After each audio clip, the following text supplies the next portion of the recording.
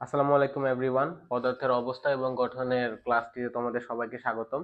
তো পদার্থ কি? পদার্থ হচ্ছে যার নির্দিষ্ট ভর আছে এবং যে জায়গা দখল করে তাকে পদার্থ বলে। আমরা সবাই জানি পদার্থ তিন রকমের হয়: কঠিন, তরল এবং গ্যাসীয়। কঠিন পদার্থ আমাদের কি কি? যেমন হচ্ছে লবণ, চিনি, এগুলো হচ্ছে আমাদের কঠিন পদার্থ, যারা আর কি সলিড আকারে থাকে। তরল পদার্থ কি? তরল পদার্থ হচ্ছে আমাদের পানি, তেল ইত্যাদি। আর গ্যাসীয় পদার্থ কি? গ্যাসীয় পদার্থ হচ্ছে আমাদের অক্সিজেন, নাইট্রোজেন, এইসব গ্যাস হচ্ছে আমাদের কি গ্যাসীয় পদার্থ। তো চলো আমরা নেক্সট স্লাইডে যাই। আচ্ছা, কঠিন পদার্থ। কঠিন পদার্থ কি? যার আকার, আয়তন এবং ভর তিনটাই আছে, তারাই হচ্ছে আমাদের কঠিন পদার্থ। তো কঠিন পদার্থের যে তিনটা জিনিস নেসেসারি বা জরুরি, সেটা হচ্ছে কি আমাদের? ফার্স্ট অফ অল হচ্ছে আকার, দ্বিতীয়ত হচ্ছে আয়তন এবং কি ভর। এই তিনটাই হচ্ছে আমাদের কঠিন পদার্থের মধ্যে থাকবে। তারপরে হচ্ছে তরল পদার্থ। তরল পদার্থ কি? তরল পদার্থের হচ্ছে শুধুমাত্র ভর থাকে এবং আয়তন থাকে, কিন্তু তরল পদার্থের কোনো আকার থাকে না। তরল পদার্থ আকার না থাকায় সে কি হয়? পাত্রের যে আকারটা আছে সে পাত্রের আকারই ধারণ করে। তাহলে আমাদের তরল পদার্থের শুধুমাত্র ভর এবং কি থাকে? আয়তন থাকে। সরি, ভর এবং আয়তন থাকে, এবং সে কি করে? পাত্রের আয়তন দখল করে।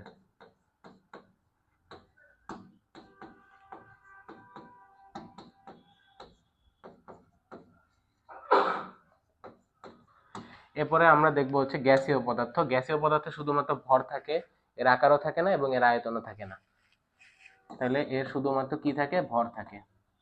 ওকে, আমরা এবার নেক্সট টপিকে চলে যাই। নেক্সট টপিক হচ্ছে কণার গতিতত্ত্ব। কণার গতিতত্ত্ব কি? কণার গতিতত্ত্ব হচ্ছে আন্তঃকণা আকর্ষণ শক্তি এবং গতিশক্তি, এই দুটোর উপরই ভিত্তি করে পদার্থের সরি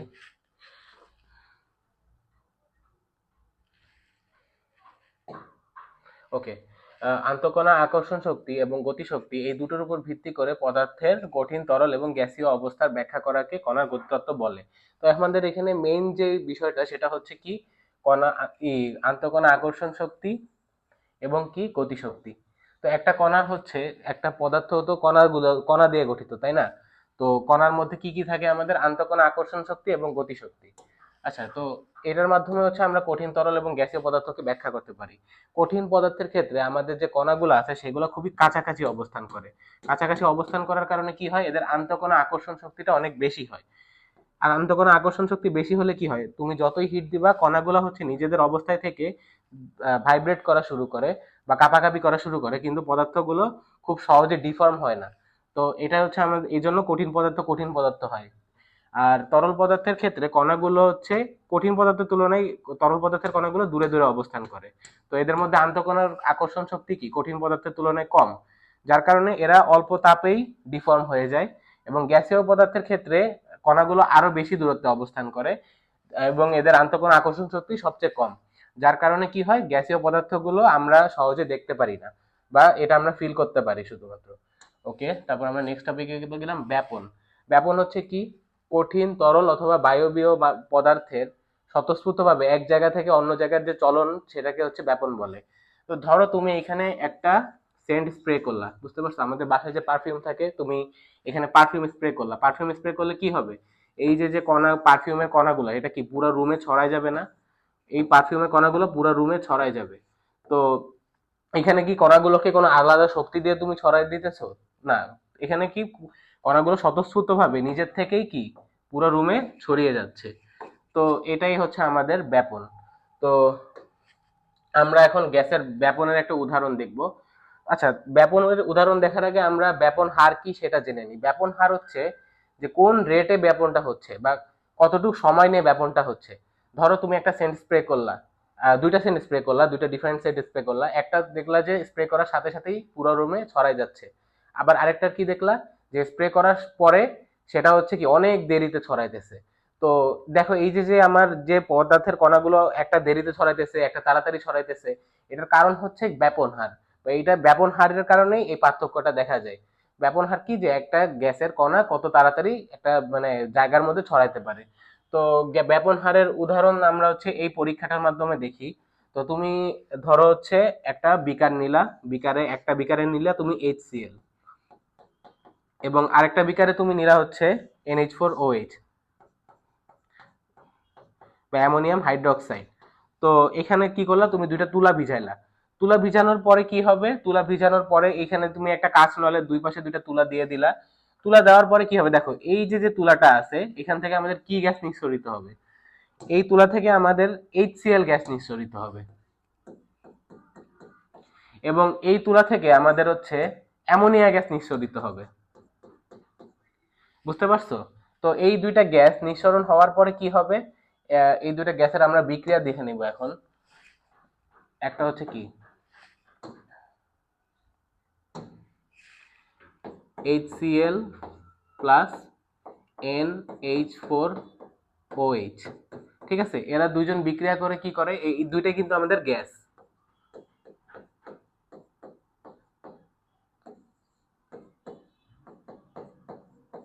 তো এই দুইটা গ্যাস বিক্রিয়া করে আমাদের কি করে, NH4Cl উৎপন্ন করে বা অ্যামোনিয়াম ক্লোরাইড উৎপন্ন করে। অ্যামোনিয়াম ক্লোরাইড হচ্ছে সাদা ধোঁয়ার সৃষ্টি করে।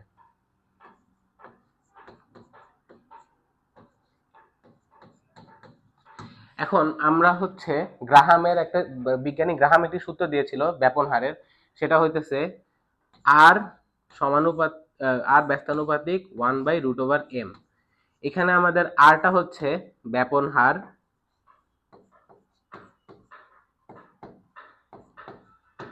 আর এমটা হচ্ছে আণবিক ভর। তাহলে ভাই দেখো, আণবিক ভরের সাথে আমাদের ব্যাপন হারের সম্পর্ক কি, ব্যস্তানুপাতিক। তার মানে কি, আণবিক ভর যত বেশি হবে আমার ব্যাপন হার তত কম হবে। এখন আমরা এই হাইড্রোক্লোরিক অ্যাসিড এবং NH4OH এই দুইটার ক্ষেত্রে আমরা আণবিক ভর এখন বের করে দেখব। ওকে, তো হাইড্রোক্লোরিক অ্যাসিডের আণবিক ভর কত, আগে আমরা সেটা দেখে নিই। হাইড্রোক্লোরিক অ্যাসিডের আণবিক ভর হচ্ছে আমার 1 + 35.5। এখানে আমাদের হাইড্রোজেনের ভর 1 আর এর ভর হচ্ছে, ক্লোরিনের ভর হচ্ছে কি 35.5। তো দেখো দুইটা যোগফল হয় হচ্ছে 36.5। আর এইটুকের এখানে হচ্ছে আমরা NH4OH এর আণবিক ভরটা বের করে নিব। NH4OH এর আণবিক ভর কত, নাইট্রোজেনের হচ্ছে 14, হাইড্রোজেনের 4, চারটা হাইড্রোজেন অণু আছে এর জন্য হাইড্রোজেনের 4, অক্সিজেনের 16, আবার এখানে যে অক্সিজেনটা আছে এটার +1। তো আমাদের কত আসে, 16 আর 14 হচ্ছে 30, 30 34 35। ওকে, এইটুকের আসে হচ্ছে 35। দেখো এই NH4OH এর ব্যাপন হার কম এবং HCl এর ব্যাপন হার বেশি।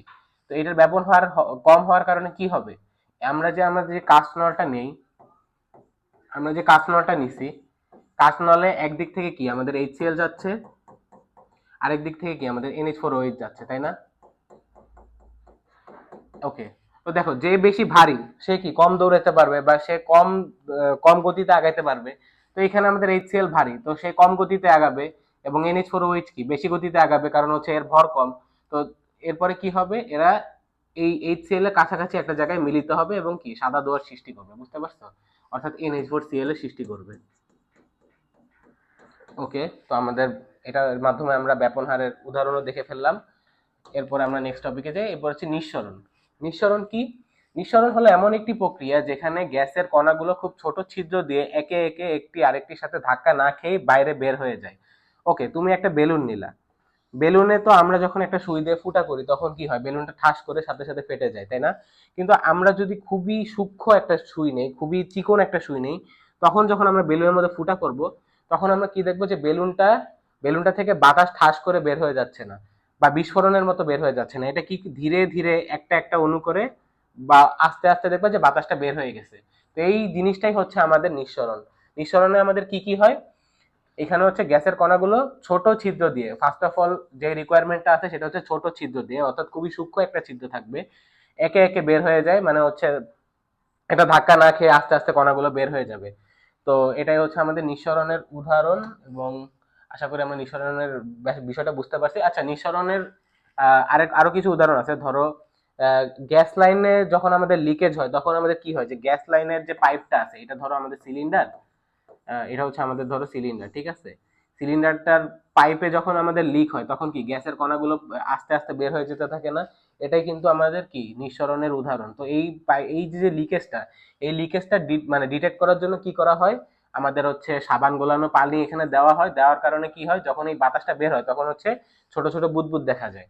তো এটা হচ্ছে আমাদের নিঃসরণের একটা পপুলার উদাহরণ, পরীক্ষায় আসলে আশা করি তোমরা লিখতে পারবা। এখন আমরা হচ্ছে গলন এবং স্ফুটনে যাব। আচ্ছা, গলন কি? গলন হচ্ছে কঠিন পদার্থকে তাপ দিয়ে তরল পদার্থে পরিণত করাকে গলন বলে। ধরো একটা কঠিন পদার্থ এখানে আছে, ঠিক আছে, তুমি কি করলা, কঠিন পদার্থে তাপ দিলা, এটা ধরো আমাদের তাপ, ঠিক আছে। তো কঠিন পদার্থে তাপ দিলে কি হবে, তার এই যে যে অনুপরমাণুগুলো আছে পদার্থের ভিতরে, যে অণুগুলো আছে, অণুগুলা কি করবে, নিজেদের জায়গায় ভাইব্রেট করা শুরু করবে, নিজেদের জায়গায় কাঁপা শুরু করবে। কিছুক্ষণ কাঁপার পর কি হবে, তাদের মধ্যে এতটুক এনার্জি সঞ্চয় হয়ে যাবে যে সে এখান থেকে বের হয়ে যেতে পারে, বুঝতে পারছো? তাহলে কি হবে, কঠিন পদার্থের অণুগুলো আস্তে আস্তে দূরে সরে যাবে। এই দূরে সরে যাওয়ার কারণে কি হবে, সে তরলে পরিণত হবে। তো কঠিন পদার্থ তরলে পরিণত হওয়াকে আমাদের গলন বলে। তার গলন থেকে গলনাঙ্ক আসে। গলনাঙ্ক কি, যেই তাপমাত্রায় কঠিন পদার্থ তরল পদার্থে পরিণত হয় তাকে গলনাঙ্ক বলে। যেমন ধরো একটা বরফ 0 ডিগ্রি সেলসিয়াসে বরফ থেকে পানিতে পরিণত হয়। তো গলনাঙ্ক কি, যেই তাপমাত্রায় কঠিন পদার্থ তরলে পরিণত হয় সেটাই। ওকে, তারপর হচ্ছে স্ফুটন এবং স্ফুটনাঙ্ক। তো দেখো, গলনে আমাদের কি হচ্ছিল, কঠিন পদার্থ কঠিন পদার্থ কি হচ্ছিল, তরলে পরিণত হচ্ছিল, তাই না? আর স্ফুটনের ক্ষেত্রে কি হয়, স্ফুটনের ক্ষেত্রে হচ্ছে আমাদের তরল পদার্থ গ্যাসীয় পদার্থে পরিণত হয়।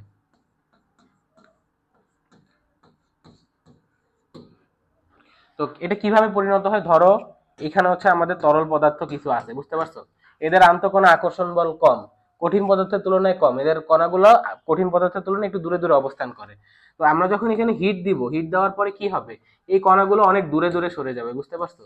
এদের আন্তঃকণা আকর্ষণ বল কমে যাবে এবং কি এরা হচ্ছে অনেক দূরে দূরে অবস্থান করবে।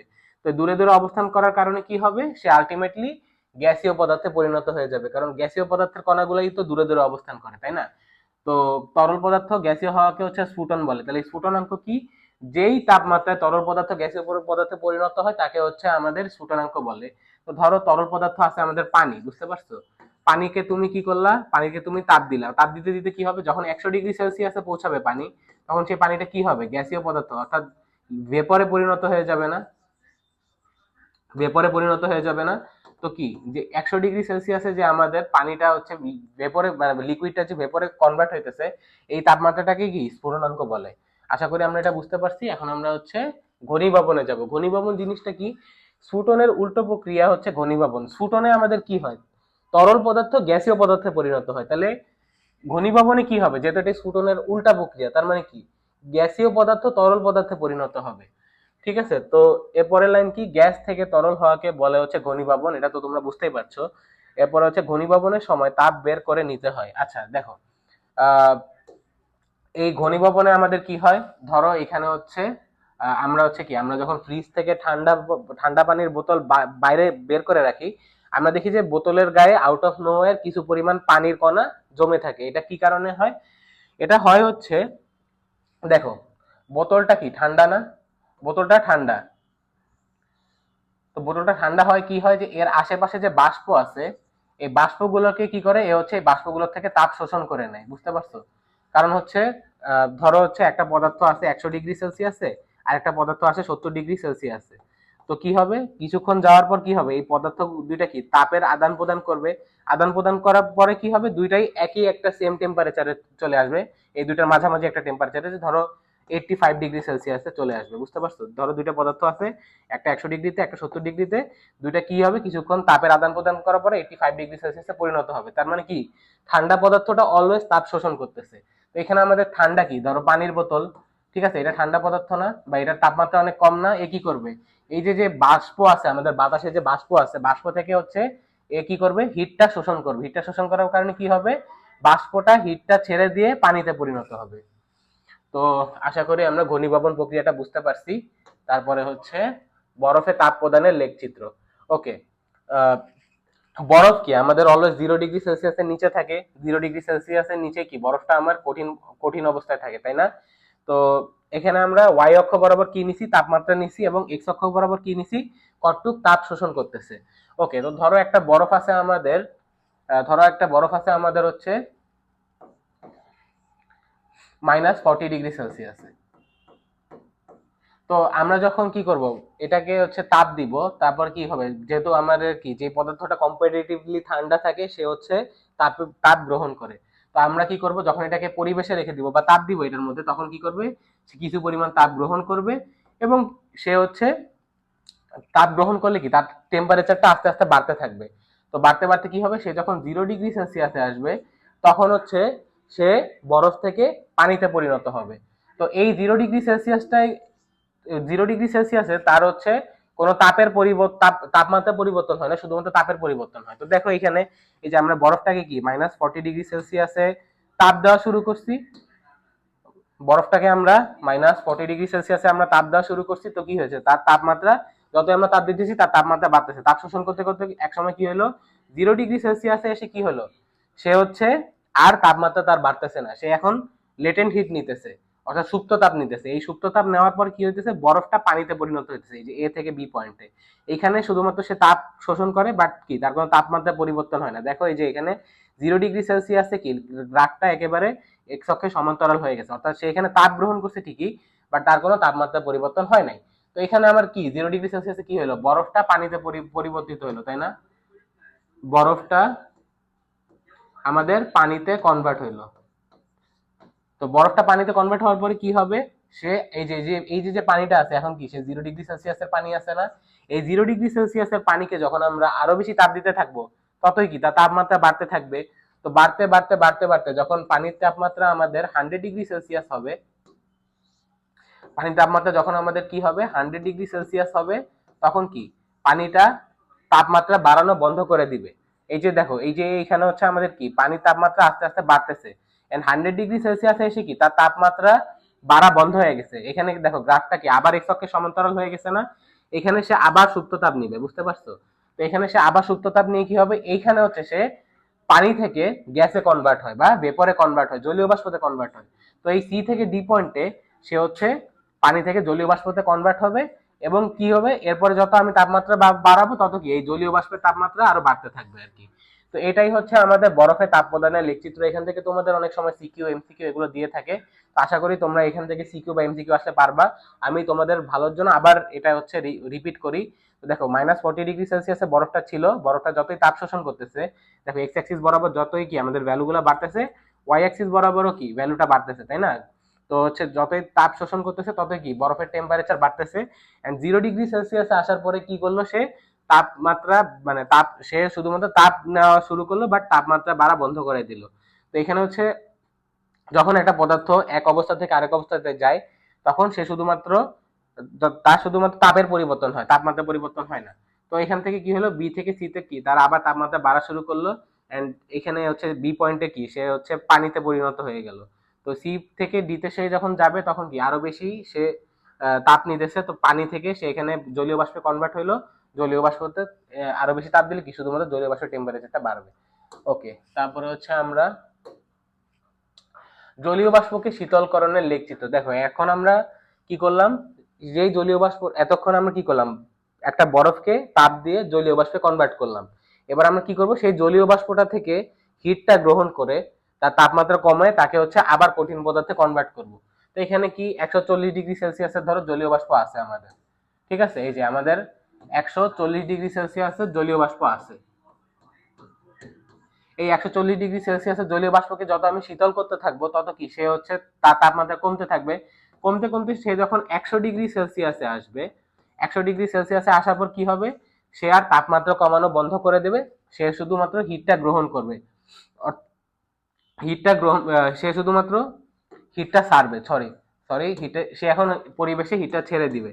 তো হিটটা ছেড়ে দেওয়ার কারণে কি হবে, সে আস্তে আস্তে এখানে কোনো তাপমাত্রা পরিবর্তন হবে না, সে আস্তে আস্তে কি হবে 100°C গ্যাস থেকে 100°C বরফে কনভার্ট হবে। তো এখানে সরি 100°C গ্যাস থেকে সে 100°C পানিতে কনভার্ট হবে। তো এখানে আমাদের কি হয়, গ্যাস থেকে পানিতে জলীয় বাষ্প থেকে পানিতে কনভার্ট হয় বা তরলে কনভার্ট হয়। তারপরে কি হবে, এই তরল যখন আবার হিটটা ছাড়া শুরু করবে, অর্থাৎ সে যখন সে তুমি যখন এই তরল থেকে আবার হিটটা এক্সট্রাক্ট করা শুরু করলা, তাহলে কি হবে, সে আস্তে আস্তে 100 ডিগ্রি সেলসিয়াসের পানির থেকে যখন সে 0 ডিগ্রি সেলসিয়াসের পানিতে আসবে, তখন সে তাপমাত্রা চেঞ্জ করা বন্ধ করে দিবে। তখন কি তার শুধুমাত্র এই সুপ্ত তাপের পরিবর্তনটা হবে, সে শুধুমাত্র তাপটা ছাড়বে, ছাড়ার পরে কি হবে, সে আবার কি 0 ডিগ্রি সেলসিয়াসের বরফে পরিণত হবে। এরপরে কি 0 ডিগ্রি সেলসিয়াসের বরফ যদি, এখানে বরফ কি কঠিন পদার্থ, এই 0 ডিগ্রি সেলসিয়াসের বরফ যদি আরো তাপ ছাড়ে তাহলে কি সে আরো কঠিন পদার্থে পরিণত হবে। এরপরে হচ্ছে পাতন। পাতন কি, কোন তরলকে গরম করে বাষ্পে পরিণত করাকে এবং সেই বাষ্পকে আবার ঠান্ডা করে আবার তরলে পরিণত করার যে প্রক্রিয়া, তাকে হচ্ছে পাতন বলে। আচ্ছা, আমরা কি করলাম, একটা তরল পদার্থকে আমরা গরম করে বাষ্পে পরিণত করলাম। এই যে আমাদের সেটুসে, এই যে হচ্ছে আমাদের তরল পদার্থ, এই তরল পদার্থকে আমরা কি করলাম, এই তরল পদার্থকে আমরা হচ্ছে তাপ দিয়ে বাষ্পে পরিণত করলাম। এই বাষ্পকে আমরা আবার ঠান্ডা করলাম, ঠান্ডা করার পরে কি করলাম, আবার তরলে পরিণত করলাম। এই যে প্রক্রিয়া, এই পুরো প্রক্রিয়াটাকে বলা হয় হচ্ছে পাতন। তো পাতন কি, বাষ্পীভবন প্লাস ঘনীভবন। দেখো, বাষ্পীভবন কি, তরল থেকে বাষ্প হওয়ার যে প্রক্রিয়া, তাকে বাষ্পীভবন বলে। তো এখানে আমাদের কি হচ্ছে, ফার্স্টে তরল থেকে আমরা বাষ্প করতেছি, তাই না? তো এই এই যে অংশটুক, এখানে আমাদের কি হয়, বাষ্পীভবন হয়। আর এই যে আমার বাষ্প থেকে তরল হচ্ছে, এখানে আমাদের কি হচ্ছে, এই যে বাষ্প থেকে তরল হচ্ছে, এখানে আবার কি হচ্ছে, আমাদের ঘনীভবন হচ্ছে না? ঘনীভবন কি, তরল থেকে, সরি, বাষ্প থেকে হিটটা এক্সট্রাক্ট করে ওটাকে আবার তরলে পরিণত করাকে হচ্ছে আমাদের আহ ই বলে, ঘনীভবন বলে। তো এখানে কি আমাদের ঘনীভবন হচ্ছে। তো এই এই পাতন প্রক্রিয়াটা কি, বাষ্পীভবন প্লাস ঘনীভবনের মিক্সচার। তারপরে হচ্ছে ঊর্ধ্বপাতন। ঊর্ধ্বপাতন কি, দেখো আমরা কি জানি যে একটা পদার্থকে তাপ দিলে সে আগে একটা কঠিন পদার্থকে তাপ দিলে সে আগে তরলে পরিণত হয়, এবং তরলকে তাপ দিলে সে আবার গ্যাসে পরিণত হয়, তাই না? কিন্তু যদি আমাদের জিনিসটা এমন হয় যে আমরা একটা কঠিন পদার্থকে তাপ দিলাম, এই কঠিন পদার্থটা তাপ দেওয়ার সাথে সাথে কি হলো, ডিরেক্টলি গ্যাসে পরিণত হয়ে গেল, একটা গ্যাসীয় পদার্থে পরিণত হয়ে গেল। তাহলে এই যে প্রক্রিয়া, যেখানে কঠিন পদার্থ ডিরেক্টলি গ্যাসীয় পদার্থে পরিণত হচ্ছে, এই প্রক্রিয়াকে বলা হয় হচ্ছে ঊর্ধ্বপাতন। তো এখানে আমাদের ব্যাখ্যা লেখা আছে যে প্রক্রিয়ায় কোনো কঠিন পদার্থকে গরম করলে তা তরল না হয়ে সরাসরি গ্যাসে পরিণত হয়, তাকে হচ্ছে আমাদের ঊর্ধ্বপাতন বলে। কঠিন পদার্থ এখানে কি হচ্ছে, তরল না হয় ডিরেক্টলি গ্যাসে পরিণত হচ্ছে। এটার উদাহরণ হচ্ছে ন্যাপথালিন। আমরা যখন বাথরুম বা বাসার কোনো জায়গায় ন্যাপথালিন রাখি, সেটা কিছুদিন কঠিন অবস্থায় থাকে, এবং যত সময় যায় আমরা তত দেখি কি ন্যাপথালিনটা আস্তে আস্তে বিলুপ্ত হয়ে যাচ্ছে বা ক্ষয় হয়ে যাচ্ছে, এবং এটা কি হচ্ছে, বাতাসে মিশে যাচ্ছে। তো এখানে আমাদের কি, ন্যাপথালিনটা ডিরেক্টলি কঠিন থেকে তরলে পরিণত না হয়ে ডিরেক্টলি গ্যাসে পরিণত হচ্ছে, যার কারণে কি হচ্ছে, সে হচ্ছে এইভাবে বাতাসে মিশে যাচ্ছে। তারপরে তারপরে হচ্ছে ঊর্ধ্বপাতনের উদাহরণ। ঊর্ধ্বপাতনের একটা উদাহরণ হচ্ছে অ্যালুমিনিয়াম ক্লোরাইড। ঊর্ধ্বপাতনের একটা উদাহরণ হচ্ছে অ্যালুমিনিয়াম ক্লোরাইড। অ্যালুমিনিয়াম ক্লোরাইডকে ধরো আমরা একটা পাত্র রাখলাম, বুঝতে পারছো, AlCl3। এটাকে হচ্ছে আমরা একটা পাত্রে রাখলাম এবং পাত্রে ঢেকে দিলাম, পাত্রটাকে আমরা ঢেকে দিলাম। তো কি হবে, এখানে যখন আমরা তাপ দিব তখন এই AlCl3 হচ্ছে একটা কঠিন পদার্থ আকারে থাকে। কিছুদিন পরে কি হবে, যে পাত্রের ভিতরে শুধুমাত্র গ্যাস থাকবে এবং অন্য কিছু থাকবে না। তো আমি কি করব, যখন এই পাত্রটাকে আবার শীতল করব, অর্থাৎ এটা টেম্পারেচার কমায় এটাকে যখন আবার শীতল করব, কিছুদিন পরে দেখবো কি আবার AlCl3 কঠিন পদার্থ আকারে জমা হয়েছে। তো এটাই হচ্ছে আমাদের ঊর্ধ্বপাতনের একটি উদাহরণ। এরপরে হচ্ছে, ওকে, আজকের ক্লাস আমাদের এতটুকুই ছিল। আশা করি আমরা সব বেসিক এই ক্লাস থেকে বুঝতে পেরেছি। তোমরাও আমাদের সাথে, আশা করি সামনের যে ক্লাসগুলো সেটা আমরা আরো ভালোভাবে নেওয়ার চেষ্টা করব। ধন্যবাদ।